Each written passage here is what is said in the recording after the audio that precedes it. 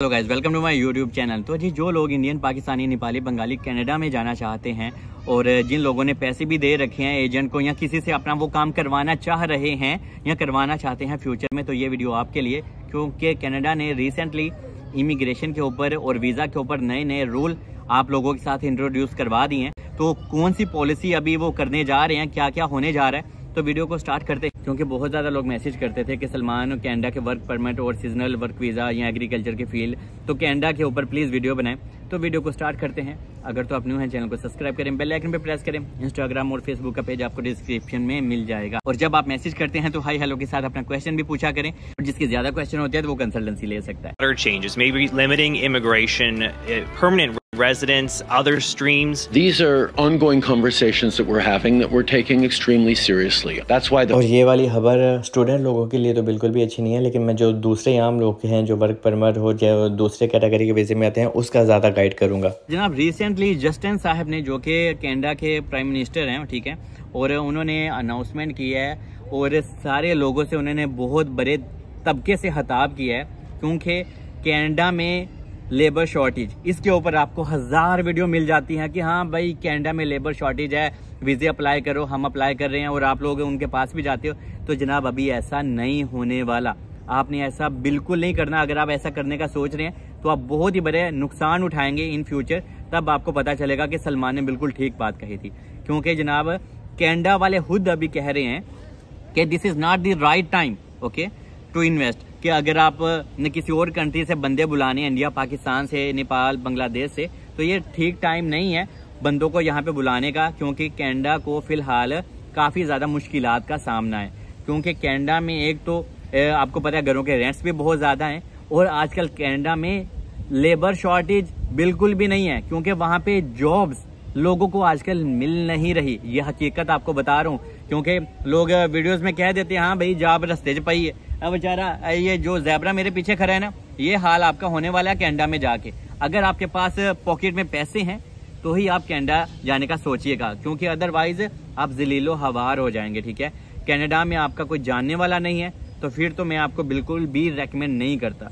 क्योंकि जनाब कनाडा में फिलहाल जो पुराने लोग हैं वो बहुत ही अच्छे हैं। ठीक है, मतलब कि जो 2-3 महीने पहले भी आए हुए हैं ना, उनको भी कहीं ना कहीं जॉब मिल गया। लेकिन जो आप लोग नए अभी जाने का प्लान कर रहे हो, आप लोगों के लिए काफ़ी रूल्स भी टाइट कर दिए हैं। जो कि पहले आप लोग जाते थे, डॉक्यूमेंटेशन का काम भी बहुत आसानी से आपका हो जाता था। लेकिन जनाब अभी जस्टिन साहब ने इसके ऊपर भी नए नए रूल मुतारिफ करवा दिए हैं कि आपको जाते ही TRC कार्ड या रेजिडेंस कार्ड नहीं मिलने वाला। ठीक है, वो आपको टेम्परेरी कार्ड देने वाले हैं। ठीक है, तो ये सारी हकीकत आपको पता होना चाहिए, क्योंकि जनाब कनाडा को भी पता है कि हमारी ये जो इमिग्रेशन का प्रोसेस है वो यूरोपियन कंट्री की निस्बत बहुत ही लाइट है।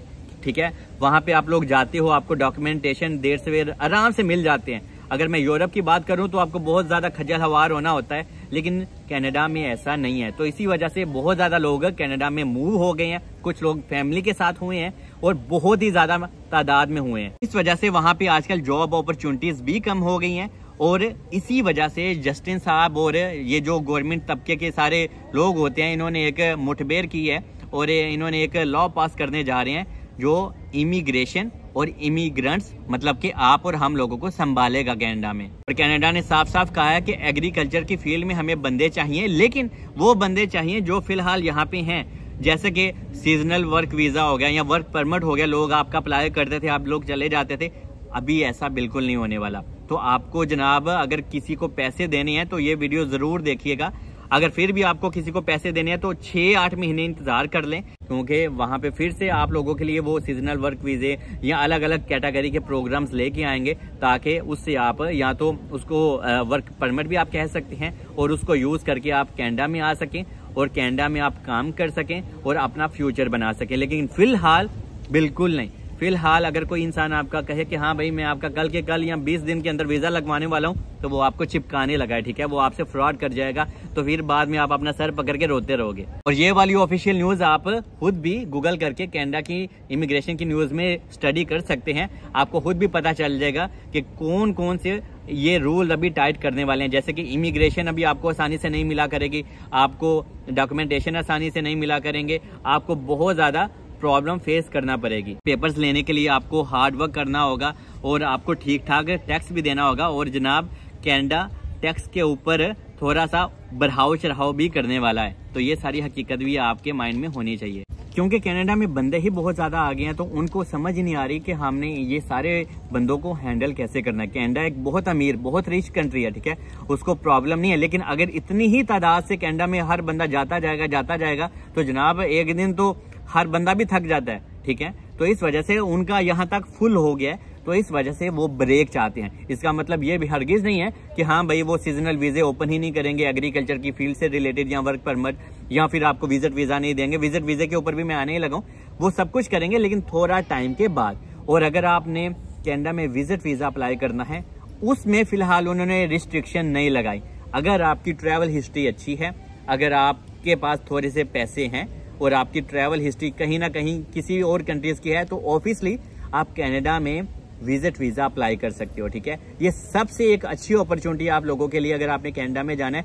और वहां पे आपको पता है विजिट वीजा के ऊपर भी आप जाते हैं ना, तो लोग वहीं पे फिर स्टे कर लेते हैं। क्योंकि यहाँ पे होता क्या है, जब आप कनाडा में आ जाते हो तो फिर आपको यहाँ से निकालना बहुत ही ज्यादा इमिग्रेशन के लिए और कनाडा की गवर्नमेंट के लिए मुश्किल हो जाता है। तो इस वजह से आप लोग विजिट वीजा के ऊपर फोकस करें, टूरिस्ट वीजा के ऊपर फोकस करें, तो ये एक अच्छी अपॉर्चुनिटी है आप लोगों के लिए। और अगर आप फैमिली के साथ मूव होना चाह रहे हैं तो भी tourist visa is the best and good opportunity for you. 2 हफ्ते पुरानी बात भी आपको बता देता हूँ, मेरे एक जानने वाले हैं, तो जनाब उनका पूरी फैमिली समेत वीजा लगा है कनाडा का, और वो टोटल फैमिली के 4 लोग हैं, ठीक है। इस वाली फैमिली की पहले से ट्रैवल हिस्ट्री भी थी, एम इनका फर्स्ट टाइम में वीजा नहीं लग गया। हाँ भाई आप समझे कि फर्स्ट टाइम वीजा लग गया, ऐसा बिल्कुल नहीं है। इन्होंने अपनी ट्रैवल हिस्ट्री बनाई थी, ये पहले तुर्की में गए थे, इन्होंने बेलारूस का भी कभी ट्रैवल किया था, ये सिंगापुर गए हुए हैं, ये थाईलैंड गए हुए हैं। उसके बाद जनाब इन्होंने अपना कनाडा का वीजा अप्लाई किया और इनके पास बैंक स्टेटमेंट भी इनकी अच्छी थी और कनाडा ने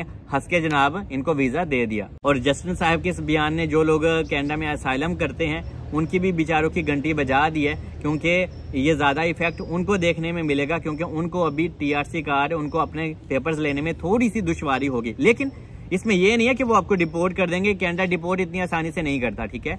ये चीज़ आप बिल्कुल रिलैक्स हो जाएं। लेकिन ये है कि अभी आपको डॉक्यूमेंटेशन मिलने में थोड़ी सी प्रॉब्लम और दुश्वारी का सामना करना पड़ेगा। बाकी होप के मैंने आपको एक एक चीज़ गाइड कर दी होगी, तो अगर मैं कुछ मिस कर गया हूँ आप कमेंट्स में लिख सकते हैं, कोशिश करूंगा मैं उसी टॉपिक के ऊपर वीडियो बना दूँ। बाकी मुझे दुआओं में याद रखें, मिलते हैं अगले वीडियो में। अल्लाह हाफिज़।